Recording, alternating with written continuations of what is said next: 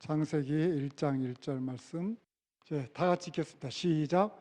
태초에 하나님이 천지를 창조하시니라. 아멘. 신앙생활을 잘하는 사람은 언제 어디서 누가 봐도 참 주 안에서 아름다운 모습이 있습니다. 그래서 매주일 강당에 서는 저는 우리 중앙가족들이 주님 안에서 아름다운 사람이 되었으면 하는 간절한 소망을 가지고 말씀을 전하게 됩니다. 그런데 또 한편으로는 뿌리가 없는 나무가 있습니다.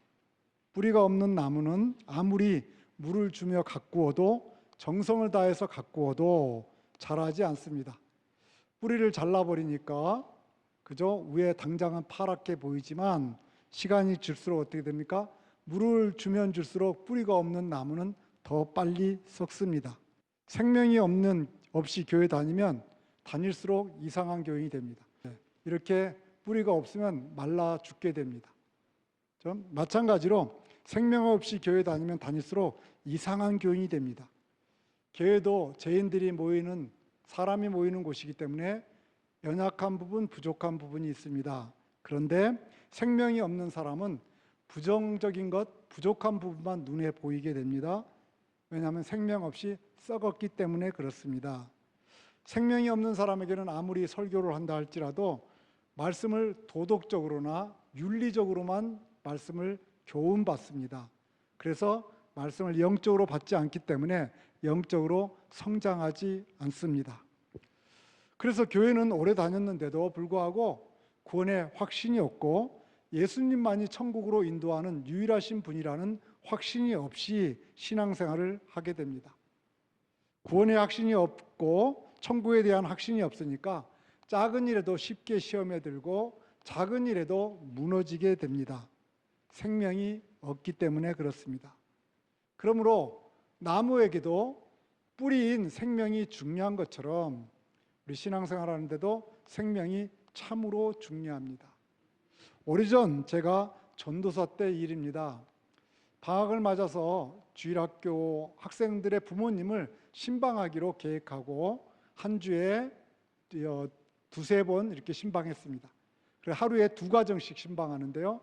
이제 부모님들이 이리 갔다 오고 이러니까 저녁에 신방하게 됐습니다. 물론 어떤 집은 낮에도 했습니다. 저녁에 신방하게 되는데 한 집을 신방하고 그 다음 집을 가는데 그 집에서 그 다음 집 찾아가기가 참으로 힘들다는 거예요. 지금처럼 내비게이션이 있을 때가 아니잖아요. 지도책 놓고 찾아가야 되는데, 그러면서 그 앞에 신방했던 집사님이 자기가 내 차를 타고 같이 가서 집을 알려주고 신방하고 오면서 자기를 드랍해주고 하면 어떠냐. 그래서 그 집사님하고 같이 가게 됐습니다. 그리고 차를 타고 이제 새로운 2번째 집으로 이제 운전하고 제가 가는데 그 집사님이 저한테 이렇게 얘기해요. 전사님이 교회에서 성경을 잘 가르치고 있다고 사람들에게 얘기를 들었습니다. 그래서 저도 전사님이 가르치는 것을 배우고 싶습니다. 그런데 전도사님 제가 가르치는 거 아주 기초반이었거든요. 전사님이 가르치는 기초반에 들어가고 싶은데 내가 교회 다닌 지 10년 이상 됐습니다. 그리고 서리 집사입니다. 그런데 실은 나는 기초도 모릅니다. 그래서 기초반에 들어가서 배워야 되는데 10년 이상 다닌 내가 기초반에 들어가기가 조금 부끄럽습니다. 그러니까 담임 목사에게 얘기해서 우리 교회 모든 성도들은 이태경 전사가 가르치는 기초반에 들어가서 배웠으면 좋겠습니다. 거기서부터 시작했으면 좋겠습니다. 이렇게 강구해 주시면 자기도 좀 다 아는 것처럼 하면서 마지못해서 못 이긴 척 자기도 들어와서 배울 수 있다는 겁니다. 그래서 담임 목사에게 그렇게 좀 건의 좀 해주십시오. 근데 제가 전도사인데 그렇게 얘기할 수 있나요? 말 못했습니다. 그런데요, 신앙생활을 오래 한다고요 기초가 세워지는 것 아닙니다. 오래 했기 때문에 그냥 서리 집사 된 거예요. 그렇죠? 성도님, 신앙생활에서 기초가 참 중요합니다. 운동선수들도 운동하다가 슬럼프에 빠지면요 기초부터 다시 시작한다고 합니다. 여러분 잘 아시는 한국의 골프 선수였던 박세리 선수가 한번 얘기하는 걸 들어보니까요, 골프하다가 슬럼프에 빠지면 뭐합니까? 그랬더니 기초인 처음 배웠던 스윙 연습부터 다시 시작한다고 합니다. 기초가 중요하다는 겁니다. 신앙생활에서도 여기저기 기초가 참으로 중요합니다. 그 기초는 뭐냐면 구원의 확신입니다. 그래서 앞으로 몇 주간에 걸쳐서 구원의 길에 대해서 설교하려고 합니다. 아마 10번이 넘을지도 모르겠습니다. 구원의 길에 대해서만 10번 이상 얘기해서 여러분들이 저건 내가 아는 건데, 아는 거면 잘 귀담아 들었다가 다른 사람에게 복음을 전할 때 그 아는 것을 사용하시면 됩니다. 모르는 것은 받아들이고 아는 것은 다시 굳어질 수 있도록, 확신이 될 수 있도록 이렇게 받으시기 바랍니다. 그런데 교회에 오래 다녔어도 구원이 아닌 것을 구원으로 착각하고 신앙생활하는 분들이 있어요. 그러니까 구원받은 사람이 아닌데 자기가 구원받은 걸로 착각하는 거죠. 그것은 잘못된 길로 가고 있는 겁니다. 그래서 잘못된 길이라는 주제로 시리즈로 또 시리즈마다 최소한 5번 이상은 설교할 겁니다. 모든 설교가 다 준비되어 있지는 않으니까요. 그래서 잘못된 길에 대해서 무엇이 내가 신앙생활이 지금 잘못 가고 있는 거 아닌가 점검할 시간을 드리도록 하겠습니다. 그 다음에 이제 구원받았으면 우리는 믿음의 길을 걸어가야 됩니다.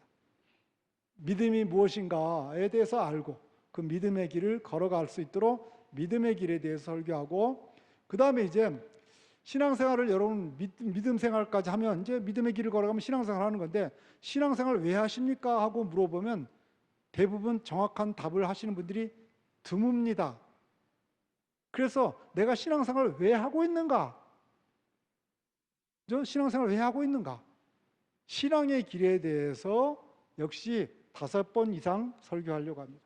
그래서 내가 신앙생활하는 그 목적이 무엇인가 정확하게 깨닫고 알아야 됩니다. 그리고 이제 예수를 믿고 믿음 생활에 나가면 신앙의 길을 걸어가는데, 여러분 신앙 길을 걸어가니까 여러분 앞에 뿌리가 쫙 놓여 있고 뭐든지 만사형통되고 하는 일마다 잘 되고 그렇지 않지 않습니까? 신앙생활의 길은 여러 가지 어려움이 있습니다. 그래서 신앙생활의 길에 대해서 잔 버니 쓴 필그림 프로세스, 그 철로 역정이라는 책의 내용을 가지고 제가 설명해 드리면서 설교에 나가려고 합니다. 정수장님 파워포인트 다시 돌려놓으세요. 예. 그 다음에 이제 그게 끝나면 6번째로 이제 신앙생활의 길이 마치면 이제 천국까지 갑니다. 철로 역정의 크리찬이 천국에 들어가는 걸로 철로 역정 소설이 끝납니다. 그래서 그 내용 천국에 들어가는 끝인데, 천국에 들어가지 않고 우리가 이 땅에 살아야 되잖아요. 설교 끝나고 천국 가면 안 되잖아요. 벌써 가시면 안 돼요. 우리 교회가 아직 교인도 숫자 적고 그러니까 여러분 오래 사시길 주의 이름으로 축복합니다. 그래서 남은 생에 믿음으로 삶을 살아가는 길에 대해서 말씀을 나누려고 합니다. 이렇게 6가지 시리즈로 설교하는데 제 생각에는 1년 반에서 2년 정도 걸리지 않을까 이렇게 생각이 됩니다. 그래서 여러분들 그때까지는 천국에 입성하는 것도 될 수 있으면 늦추시기 바랍니다. 그래서 주님께서 노래도 있잖아요. 여러분을 부르러 오거든 설교 시리즈가 안 끝나서 못 가겠다고 대답하시기 바랍니다. 아멘입니까? 네. 그러면 결석하면 될까요? 안 될까요? 결석하면 될까요? 안 될까요? 안 되겠죠? 그래서 오늘부터 이 시리즈가 있는 동안 여러분이 주보를 모으시고, 교회 안 왔는데 주보를 가져가서 모으는 건 안 되고요. 주보를 모으셔서 시리즈 다 끝난 1년 6개월에서 2년 동안 여러분이 결석 안 하고 있는 분들에게 제가 선물하려고 합니다. 설교 다 들으신 분들 선물하는데, 그동안 조크로 이런 얘기 있죠. 한국 가는 비행기표를 담는 봉투를 선물로 준다. 저는 그렇지 않습니다. 비행기표를 드리겠습니다. 비행표를. 그죠? 그런데 아직 결정은 안 했어요. 비행표를 드리는데 비행기표를 교회 돈으로 안 하고 제 돈으로 드리겠습니다. 그죠?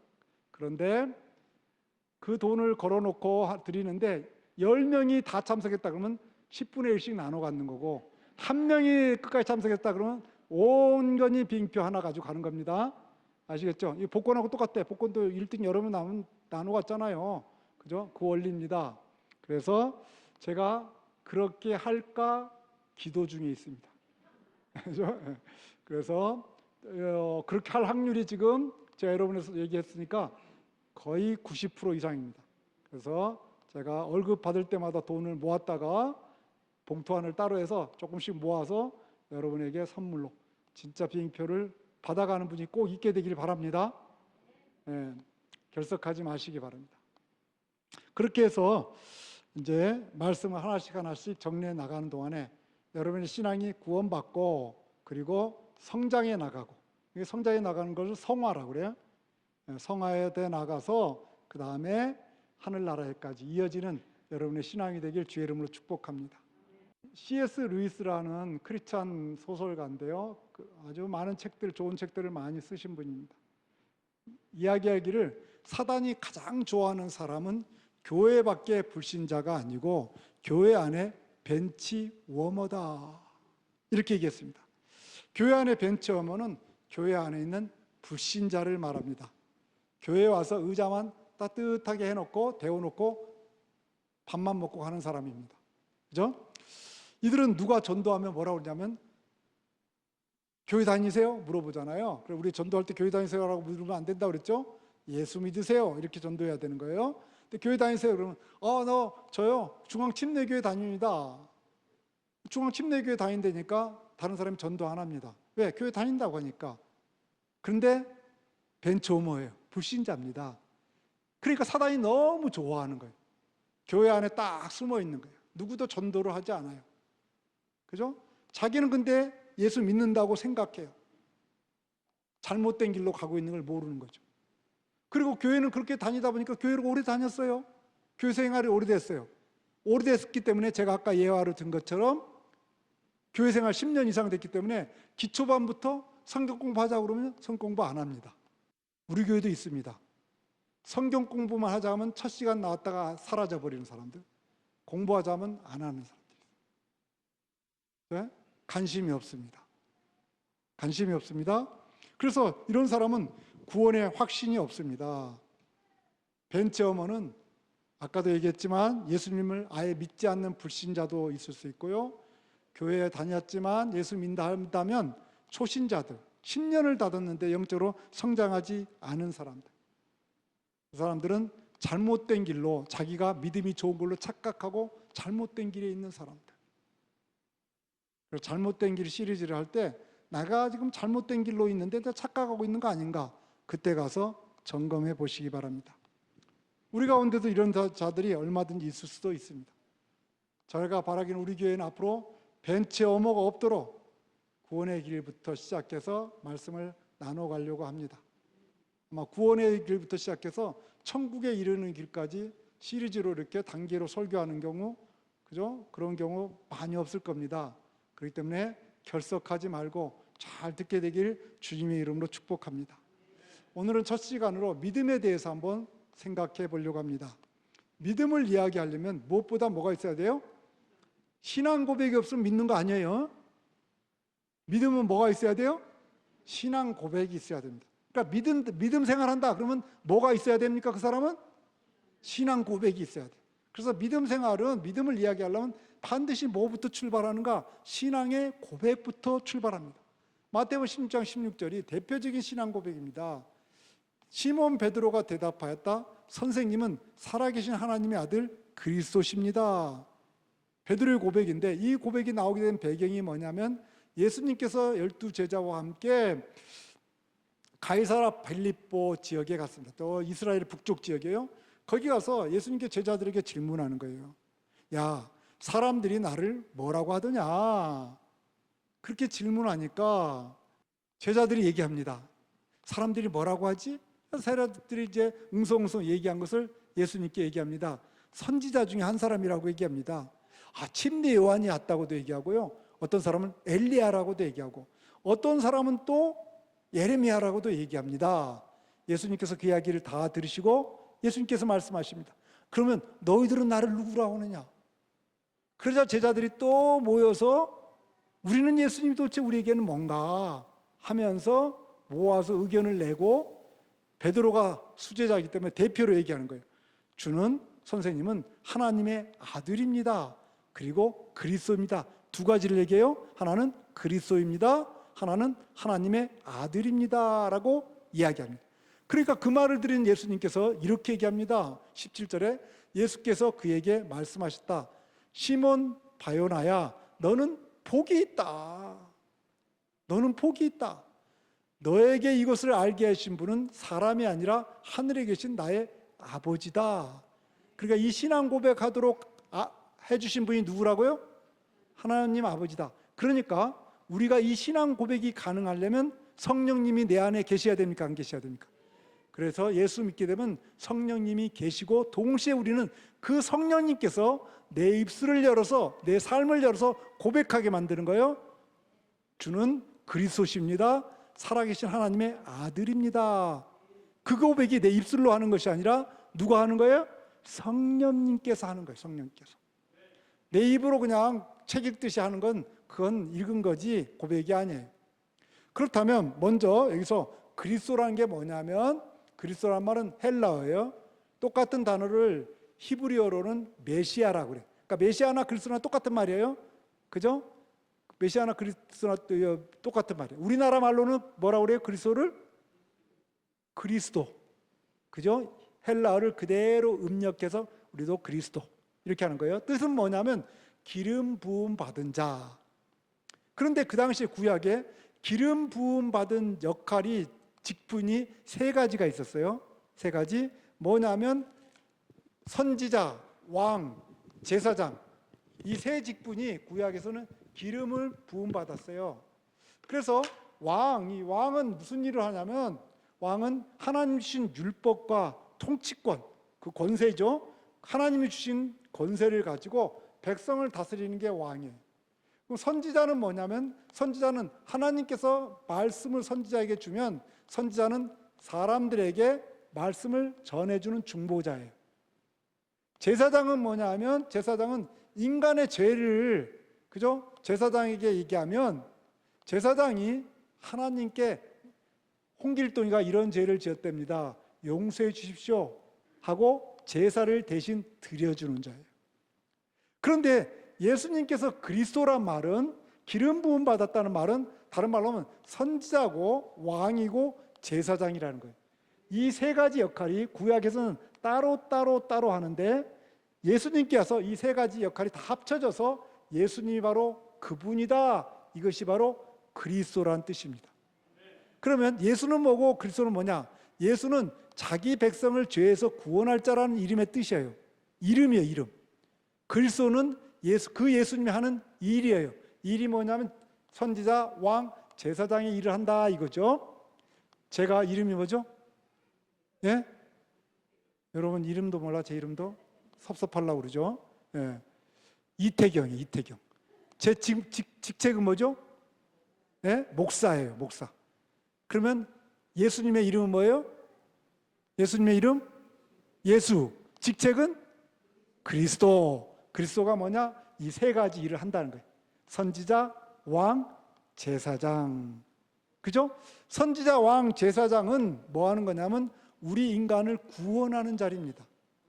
그래서 우리를 구원하기 위해서 우리를 통치하시고, 왕이 우리를 구원하기 위해서 하나님의 말씀을 우리에게 전달해 준 선지자 역할을 하시고, 우리를 구원하기 위해서 우리의 죄를 짊어지시고 십자가에 달려서 죽으신 줄 믿습니다. 그게 제사장 역할이에요. 이게 그리스도예요. 그러면 그리스도라는 말 속에 무슨 의미가 포함되어 있어요? 예수님은 우리의 구원자, 세이비어라는 의미가 포함되어 있어.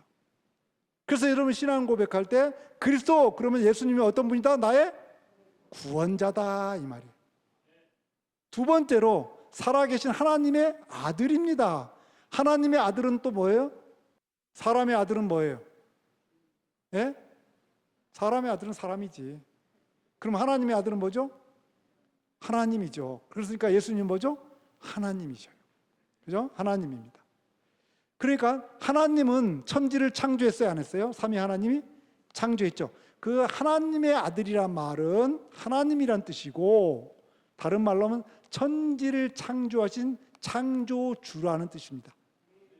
창조주는 좀 쉽게 풀어서 얘기하면 창조를 하신 주인이라는 뜻이에요. 그걸 합쳐서 창조주인을 합쳐서 창조주. 아멘입니까? 그럼 세상을 창조하신 분이, 주인이 하나님이라면 우리의 주인, 내 삶의 주인도 누굴까요? 하나님이에요. 여러분의 주인이 누구예요? 그것을 고백하는 거예요. 그러나 신앙 고백은 예수님은 그리스도시고 또 살아계신 하나님의 아들이라고 고백하는데, 다르게 풀어서 얘기하면 예수님은 나의 구원자가 되시고 나의 뭐가 돼요? 주인이 되신다라고 내 입술로 고백하는 것인데, 누가 고백하게 만들어야 돼요? 내 안에 계신 성령님이 고백하는 거예요. 그래서 예수 믿게 되면 성령님이 그 순간에 드웰링, 내 안에 들어와 계시면서 나로 하여금 그 고백을 하게 만드는 겁니다. 아멘. 그래서 이렇게 신앙을 고백하게 되면, 고백하게 된 사람을 향해서 예수님이 뭐라고 그러냐면 그 사람이 하나님의 아들이고, 그렇게 그 사람이 구원의 신앙을 가지고 신앙생활하는 하나님의 사람이다 그래요. 그 고백, 구원자시고 주인이라고 고백하는 그 고백을 하는 사람의 삶의 모습이 아름답습니다. 왜냐? 예수님께서 그 사람 뭐라 그래? 복이 있다고 얘기했어. 바요나 시몬아, 네가 복이 있다. 예수님을 구원자고 주인이라고 고백하는 그것이 복이 있다. 여러분 모두가 복 있는 분들이 되길 주의 이름으로 축복합니다. 그 사람이 신앙생활 해야지 물을 주면 줄수록 나무가 자라요. 그 생명이 없는 사람이 신앙생활하면 물을 주면 줄수록 교회 부정적인 것만 보고, 말씀을 지식으로 알아가지고 말씀으로 또 뭐 잘난 척하고요, 거만 떨고요, 아름답지가 않아요. 그래서 뿌리가 중요하다, 기초가 중요하다. 자, 두 번째로 예수님을 믿어야 되는데 예수님을 뭐로 믿는가에 대해서 얘기했죠. 두 번째로는 예수님을 믿어야 하는데, 우선 넓은 의미에서 믿음이 무엇인가에 대해서 오늘은 생각해요. 넓은 의미에서. 나중에 믿음에 대해서 또 믿음의 길을 생각하면서 믿음에 대해서 자세히 얘기하겠지만, 넓은 의미에서 믿음이 뭔가. 창세기 1장 1절에 보면 이렇게 얘기해요. 태초에 하나님이 천지를 창조하셨다. 여러분, 이 말 중에 혹시 이해가 안 되는 단어가 있습니까? 혹시 있습니까? 얼핏 그냥 다 아는 단어 같죠? 그렇죠? 그런데 한번 살펴보도록 하겠습니다. 정말 우리가 다 알고 있는지. 창세기 1장 1절에서 두 가지를 생각해 보려고 그래요. 첫 번째 생각해 볼 것은, 하나님은요, 하나님의 존재를 증명하려거나 우리한테 하나님이 계셔 하고 설득하려고 하지 않습니다. 1절에 태초에 하나님이 천지를 창조했다 그랬잖아요. 근데 그 하나님은 이러이런 분인데 엄청 힘도 세, 잘생겼어, 하나님이 이런 분이야 하고 우리에게 설명한 게 있어요, 없어요? 없어. 1장 1절 전에 그런 설명이 없어요. 그러니까 파워포인트 눌려보세요. 그러니까 하나님이 천지를 창조했다고 하나님의 존재를 인정하고 말씀하는 거예요. 그러니까 1장 1절부터 뭐 어느 분이 계시다? 하나님이 계시다고 인정하고, 그 인정 가운데 태초에 하나님이 천지를 창조했다, 그 하나님이 대해서 설명하고 있지 않아요. 그러니까 중요한 것은 하나님을 인정하는 거죠. 자, 창조는 하나님께 행하신 놀라운 일이에요. 그런데 그 창조만으로 하나님을 다 설명할 수 없어요. 하나님께서 하신 일 가운데 여러 가지 일이 있는데, 그 가운데 창조는요, 여러 가지 일 가운데 그냥 하나예요. 그러므로 창조보다 더 중요한 건 뭐냐? 하나님이 존재하신다는 사실에서 믿음이 시작되는 거예요. 하나님이 없어 그러면 믿음이 필요 있어요, 없어요? 하나님 없는데 신앙 고백이 뭐 필요 있어요? 그렇죠? 그러니까 하나님은 존재하신다. 그러니까 세상은요, 두 사람이 있어요. 하나님의 존재하심을 믿는 사람이 있고 하나님의 존재하심을 믿지 않는 사람이 있어요. 여러분은 어디에 속합니까?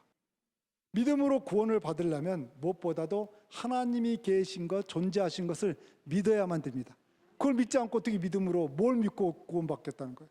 그렇죠? 그러므로 성경을 처음 열어서 1장 1절 첫 구절부터 하나님의 존재를 설득하려고 하지 않습니다.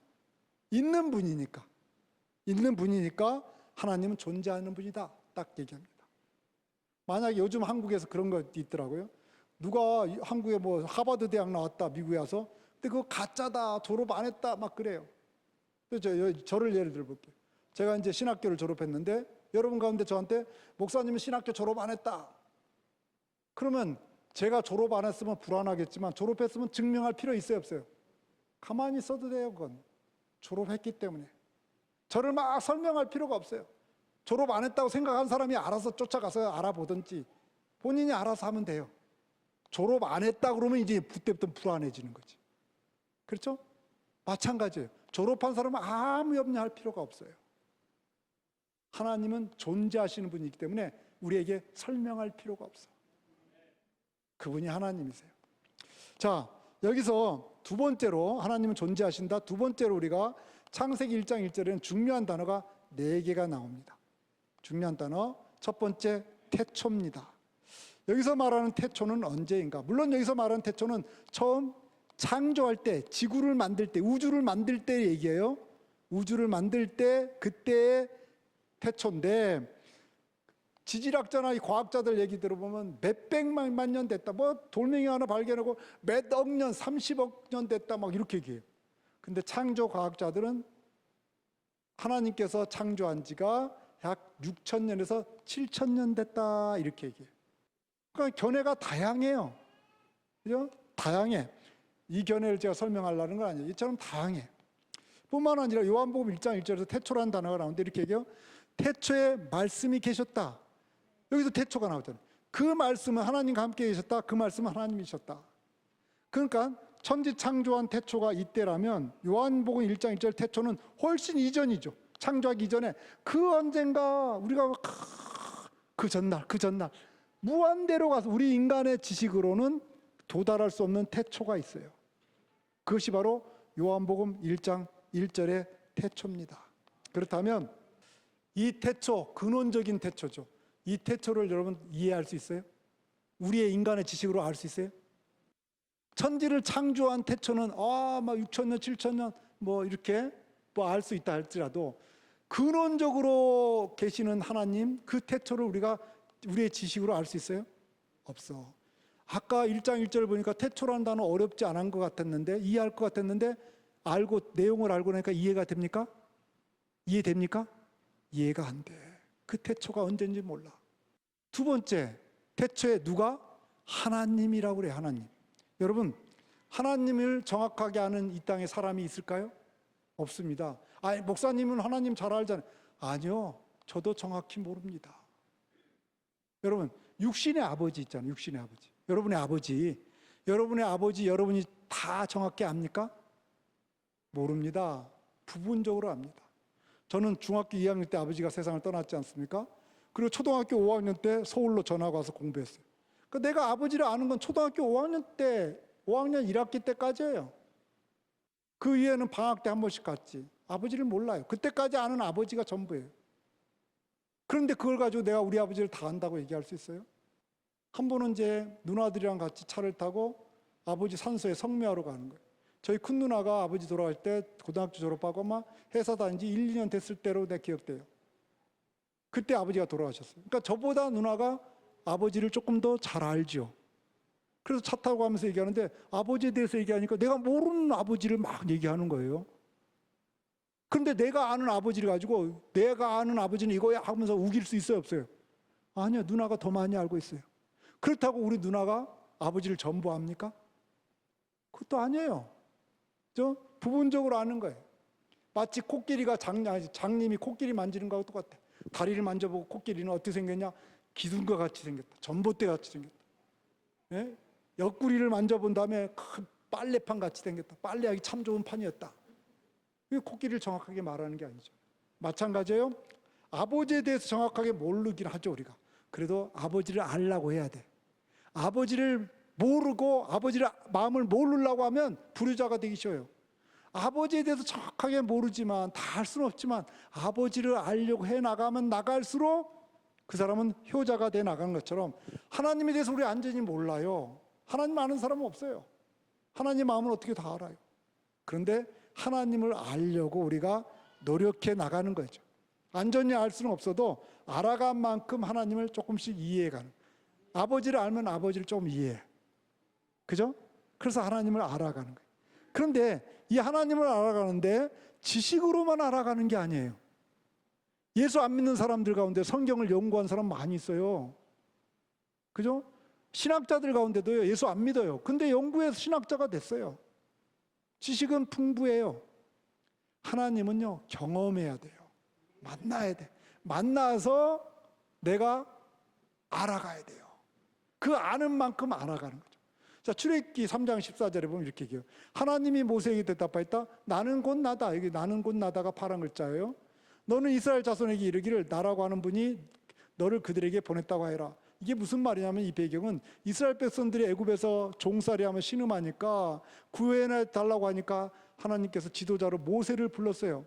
그래서 모세야 네가 가서 이스라엘 백성을 애굽에서 끌고 나오느라 하니까 모세가 옛날에 지도자가 되려고 했거든, 40년 전에. 그런데 백성들이 거부했거든요. 상처가 있어요.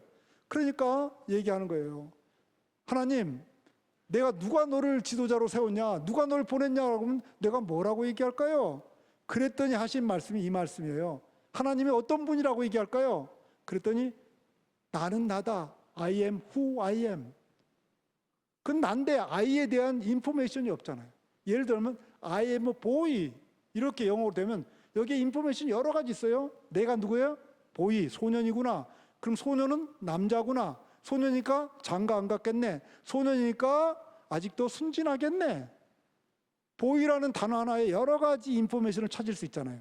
근데 하나님은 나는 후, 그 다음에 자기 후가 누구, 다음에 그 나에 대해 설명이 있어야 되는데 없어요. 그냥 또 나의 I am이야. 이건 뭘 얘기하는가? 하나님은 지식으로 아는 게 아니라 네가 경험해서 알아가는 거다. 그래 이스라엘 백성들이 출애굽했어요. 애굽에서 나오면서 홍해를 건너면서 하나님을 경험해요. 하나님은 홍해를 가르치는 능력 있는 하나님. 그리고 출애굽기 17장에 보면 17장에 보면 이제 16장에 보면 만나를 죽이거든요. 만나를. 그 만나를 먹으면서 우리에게 먹을 양식을 주신 하나님. 17장에 가면 아말렉과 전쟁하거든요. 그 전쟁을 통해서 우리를 승리케 해주신 하나님. 그걸 경험해요. 그리고 20장에 가서 시내산에 가서 계명을 받으면서 우리를 말씀으로 인도해 주신 하나님. 그래서 그 말씀을, 그 하나님을 말씀을 통해서, 삶을 통해서 경험해 가는 겁니다. 그렇습니다. 하나님은 우리가 지혜로 안다고 다 아는 것이 아니에요. 경험해 가는데, 근데 우리의 경험이 한계가 있어요, 없어요? 하나님을 다 경험할 수 있어요, 없어요? 없단 말이죠. 그렇기 때문에 태초가 언젠가 단어 자체는 쉬운 것 같아도 알아보니까 이게 이해 안 돼. 하나님도 내가 신앙생활 오래 하면서 아는 것 같은데 또 알아보니까 하나님을 다 알아요, 몰라요? 다 몰라. 벌써 4단어 가운데 2단어를 모르네요, 정확하게. 신앙생활 그렇게 오래 했는데도 몰라. 3번째, 태초에 천지를 창조했. 천지는 하늘 우주계와 땅, 이 지구를 말해요. 그래서 모든 스페이스, 이거를 누가 창조했어요? 하나님이. 그래서 천지인데 지금 가지고 있는 망원경으로 제일 멀리 있는 별 있죠. 지금 가지고 있는 더 좋은 망원경이 나오면 더 멀리 별도 보일 수 있어요. 멀리 있는 별에게 가는데, 별까지 가는데 그 별이 얼마나 떨어졌냐면 거리가 200억 광년 떨어져 있대. 빛의 속도로 떨어져 있는 거 200억 광년. 감이 안 잡히죠? 감이 안 잡히면 여러분 놀라지도 않는 법이야. 인간이요 1초에 30만 킬로미터씩 날아도 200억 년을 쉬지 않고 갈 수 있는 거리. 1초에 여러분 30만 킬로 날아갈 수 있어요? 30만 킬로미터? 그렇게 날아가야 200억 광년 걸린대. 여러분 자동차에서요 이제 가끔가다 프리웨이에서 차가 섰을 때 한쪽에 서 있잖아요. 그럼 프리웨이 차들이 슉슉 지나가요, 안 지나가요? 여러분 차 타고 가면 같이 가기 때문에 속도감이 없거든. 그런데 프리웨이 옆에 서 있을 때 기껏해야 65마일로 지나가는데 어떻게 해요? 차들이 총알같이 지나가. 그냥 야 저거 부딪히면 날아가겠다. 그만큼 빨리 가요. 이게 65km야. 그런데 빛이 얼마나 빨리 가나 지구를 1초 하는 동안 벌써 7바퀴 반을 돈대. 그러면 프리웨이 달리는 그 차하고 속도가 비교돼 안 돼요? 안 돼. 빛의 속도로 7바퀴 반 도는 속도로 얼만큼 가야 되나? 3만 3천 년을 가야지 은하계 중간쯤 간대. 3만 3천 년 가야지. 그러니까 은하계 중간에 가는 거, 여행하는 거는 여러분 포기하시고 바로 천국으로 입성하게 되길 주의 이름으로 축복합니다. 이게 천지예요, 천지. 이렇게 천지가 넓어, 커. 달나라에 갔던 암스트롱 있죠, 암스트롱. 암스트롱은 참 이름이 좋아요. 이 사람은 암에 절대 안 걸려. 암에서 있어서만은 스트롱. 뭔 말인지 몰라요? 예. 암스트롱이 달나라에 가면서요, 달에 가면서 지구를 이렇게 내려다봤대요. 그게 농구공만하게 보이더래요. 농구공. 조금 더 올라가다 보니까 지구는 한번 볼까? 쓱 보니까 이 야구공, 주먹만 하지. 야구공만 하게. 조금 더 올라가서 지구를 보니까 이제는 골프공, 탁구공만 하게 보이더래. 그러면서 이 암스트롱이 이렇게 얘기했어요. 작은 곳에서 살면서도 서로 잘났다고 싸우고 자랑하고 살았던 것이 얼마나 우스꽝스러운 건지 부끄러웠다. 여러분, 지난 한 주간 잘난 척한 사람 있습니까? 부끄러워하시기 바랍니다. 암스트롱이 부끄러워했다. 그게 지구예요. 그런데 이렇게 엄청난 우주를 창조하신 그 하나님 앞에서 우리 인간이 생각을 좀 하잖아요. 하나님 우리 생각하게 만들어 놨거든요. 그 생각 좀 하는 것, 그것 때문에요, 하나님을 거부하기도 하고, 그죠? 또 하나님을 무시하기도 하고, 하나님 앞에서 얼마나 건방 떠는지요. 꼴사 나와서 보기 힘들 때도 있어요. 건방 떨고 하나님이 있네 없네 얘기하고, 그 인간의 지식이 그 우주에 비하면 일엽편주 작은 조각과 같은 지식 가지고요, 그냥 엘파소에서 똑똑한 사람도 모아놔도요 끼지도 못해. 엘파소에서 못 끼는데 뭘 그래 그게 하나님 있네 없네 하고. 얼마나 답답합니까? 이것이 천지입니다. 그래서 시편 14편 1절에 이렇게 얘기해요. 어리석은 사람은 속으로 마음속으로 하나님이 없다 하는구나. 그들은 한결같이 썩어서 더러우니 바른 일하는 사람이 아무도 없구나. 여러분, 하나님 없는 사람들, 없다고 생각하는 세상 사람들 다 썩어 있는 사람들 아닙니까? 그들이 하는 행동들 보세요. 냄새나는 행동들 아닙니까? 네? 하나님 없다는 사람들의 모습들이에요. 그렇기 때문에 하나님이 없다는 사람은 어리석다. 어리석은 사람이다. 그러므로 이 천지도 우리가 다 알 수 있어요, 없어요? 평생을 살아도 다 몰라. 태초도 모르지, 하나님도 잘 모르지. 물론 경험한 거 부분적으로만 알고, 천지도 우리가 경험한 거 조금만 알고 있어요. 그죠? 달나라 갔다 온 사람들의 인포메이션을 통해서 조금 알고 있고, 그죠? 네, 조금 알고 있고, 이 정도예요. 그 다음에 창조했다. 창조. 이 창조라는 단어. 과학이 아무리 발달돼도요, 창조의 비밀을 아는 자가 없습니다. 여러분, 뭐가 부러지고 그러면 이제 인조 뼈를 만들어갖고 인조 다리도 만들잖아요. 그렇게 해서 이제 사용하게 하잖아요. 근데 아무리 잘 만들어도 하나님께 처음부터 만들어준 뼈하고 비교할 수 있어요, 없어요? 최고는 최고의 뼈. 여러분, 요즘 임플란트가 발달됐어요. 그래서 이빨을 저도 임플란트 몇 개가 있어요. 근데 임플란트 있으니까 먹는 데는 지장이 있어요, 없어요? 없어. 잘 먹을 수 있어요. 없어서 못 먹어. 예. 그래서 잘 먹는데 문제는 뭔지 아세요? 이빨에 신경이 있어요, 없어요? 신경 있어요? 이빨 때리면 아파? 안 아프죠? 신경은 없어요. 근데 이빨이 신경에 가고 연결돼 있지, 밑에 뿌리가. 그래서 그런지요, 임플란트 하면 맛이 없어요. 그러니까 맛을 전혀, 혀로도 맛을 느껴요, 혀로도. 그러니까 맛을 전혀 못 느끼는 건 아니에요. 근데 잇몸이 느끼는 맛 있죠? 그걸 못 느껴. 그러니까 세밀하게 맛있다, 맛없다를 못 느껴요. 그러니까 이빨을, 임플란트가 다 좋은 것 같지만, 그죠? 자기 이빨이, 하나님이 만든 이빨이 최고죠, 최고. 우리의 몸의 장기들, 우리가 안 보이니까 몰라서 그래요. 얼마나 기가 막히게 만들어놨는지. 그죠? 몰라서 그래요. 근데 보이는 것은 우리 얼굴이야. 얼굴은 여러분 매일 봐요, 안 봐요? 그죠? 보잖아. 여러분, 제가 전에도 얘기했잖아요. 눈썹이 이렇게 된 거 얼마나 멋져요. 눈썹이 만약에 밑으로 털이 이렇게 눈썹이 났다 해봐. 그럼 땀을 흘릴 때마다 다 들어가서 여러분 눈요, 벌써 시력이 안 좋아졌을 거예요. 근데요, 땀이요, 이렇게 흐르잖아요. 땀이. 그러니까 자매들이요, 땀 흘릴 때 땀 흘리네 이렇게 그럼 좀 그렇잖아요. 근데 땀 흘리네 하니까 얼마나 고상하고 이쁘게 보여. 이렇게 하니까. 그렇죠?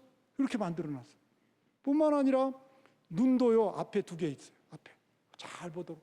어떤 사람들이 목사님 눈이 뒤에 좀 있었으면 좋겠대. 왜? 뒤에서 욕하는 사람 좀 보게. 그러면요, 여러분 안 보고 살아야 될 걸 안 봐야 돼. 왜냐?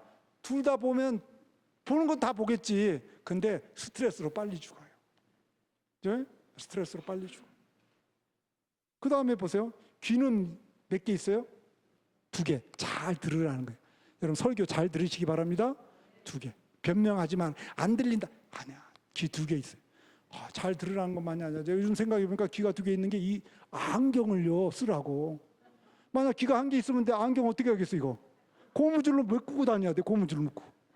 그 벗을 때마다 고무줄로 머리 흐트러지고. 또 귀가요 하나는 여기 달렸고 하나는 여기 달렸다 해봐.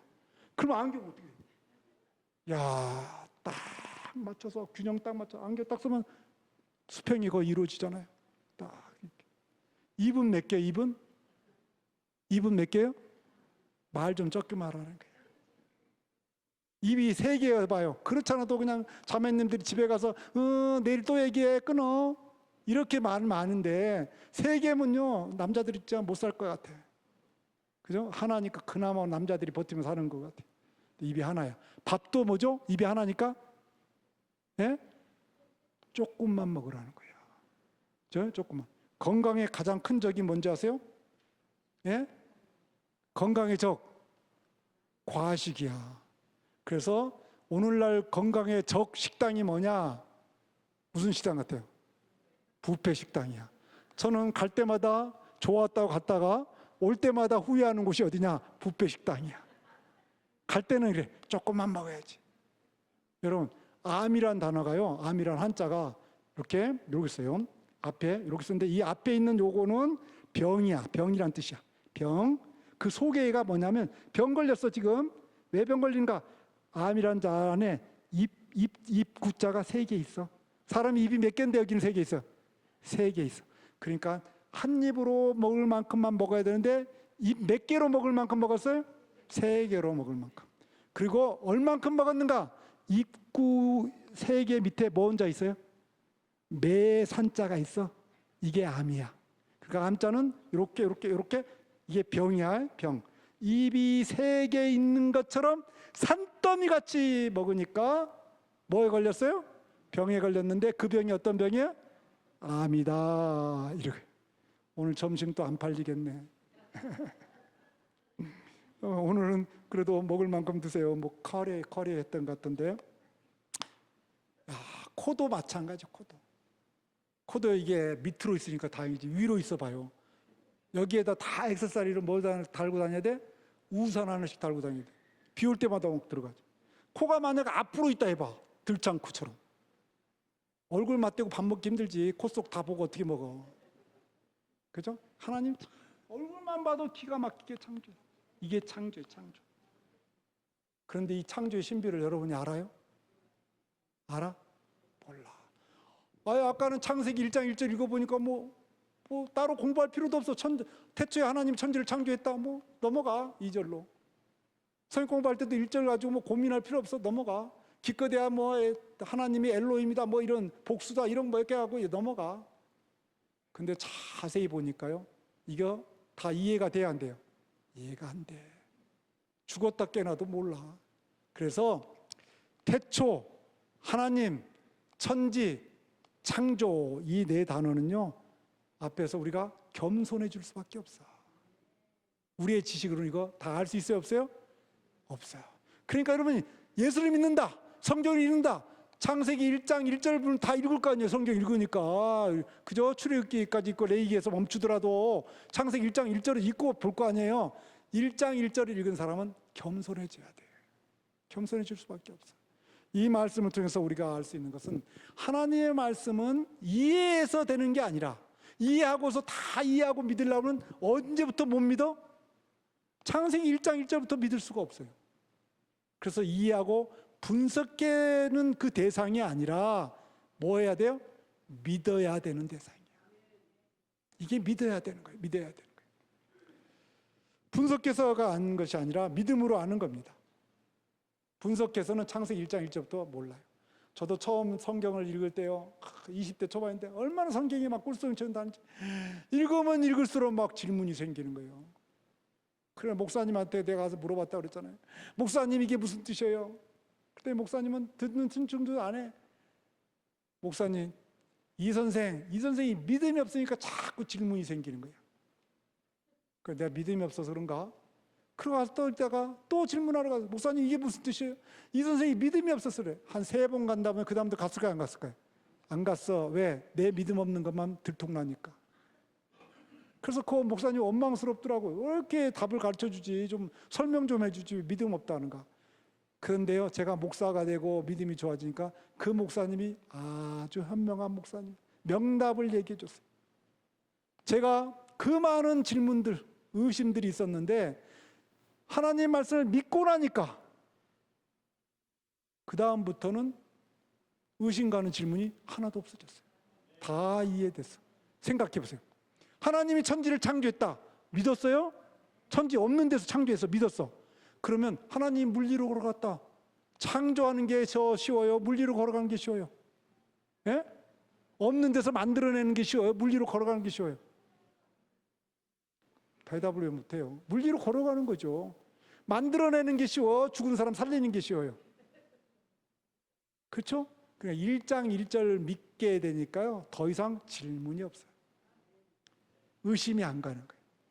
그죠? 그래서 성경은 분석해서 믿는 게 아니고 믿으면 이해하게 됐다.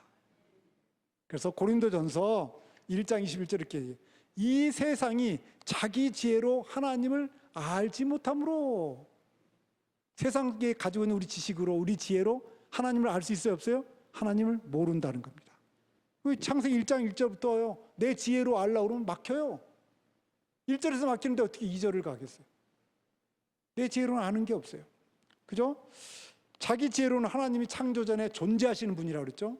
그리고 창조하시긴 분이라는 사실, 이 사실을 믿어지지 않아요.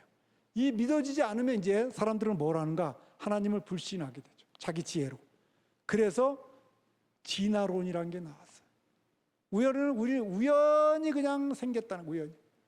그리고 진화론을 믿는 사람들에게 여러분 얘기해보세요. 꼭 저 사람은 꼭 풀벌레 같이 생겼어. 그죠? 벌레처럼 생겼어. 이렇게 얘기해보세요. 그럼 그 사람이 화내면 얘기해. 아니, 거기서부터 진화됐다며. 아무래도 그 모습이 좀 있지. 이렇게 얘기해보세요.